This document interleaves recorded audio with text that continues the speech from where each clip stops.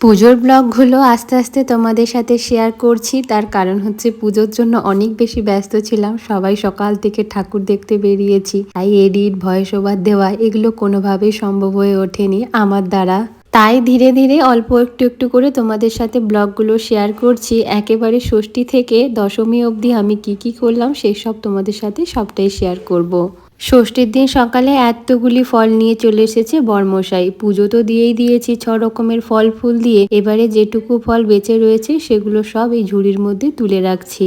এত পরিমাণে ফল নিয়ে এসেছে, দেখুন এই বড় ঝুড়িটার মধ্যেও আটছে না, কি জ্বালা বলো দেখিনি। যাই হোক, সমস্ত ফল এই ঝুড়ির মধ্যে আটকে এটাকে সরিয়ে রাখি, কারণ এরপরে আমি সমস্ত রান্না বান্নার জিনিসপত্রগুলো গুছিয়ে রাখবো।